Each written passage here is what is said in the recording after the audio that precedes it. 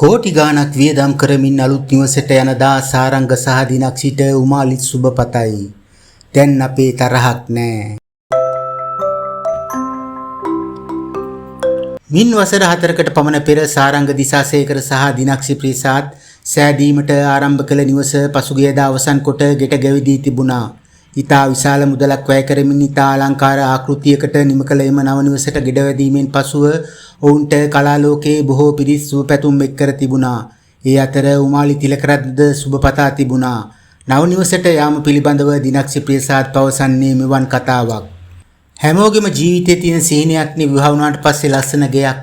ඉතින් අපි විවාහ වුණ අලුත යන්න හදපු ගෙදර රටේ විවිධ ප්‍රශ්න ආවනේ.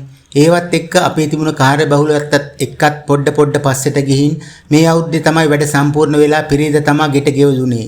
ඒක මගේ සිහිනයක් විතරක් නෙමෙයි අපේ පවුලේ අම්මලා තාත්තලා හැමෝම දැකපු සිහිනයක්. මගේ ජීවිතේ ලොකු බලාපොරොත්තු ගොඩක් නැහැ. සහ ඒව ගැන ලොකුවට හිතන කෙනෙකුත් නෙමෙයි මම. අවුරුදු 4කට වඩා ගියා ගෙදර හදලා ඉවර කරන්න. මම හිතනවා ජීවිතේ ආවට හොඳ දේවල් වෙන්න තියෙනවා නම් මේ වෙලාවට ඒක සිද්ධ වෙනවා. හැමෝගෙම ජීවිතේ වගේ බලාපොරොත්තු තියෙනවා. ඒවා ඉෂ්ට වෙන්න කියලා තමයි මගේ ප්‍රාර්ථනය. අපිට සුබපතු හැමෝටම ස්තුතියි යනුවෙන් අය පවසා තිබුණා.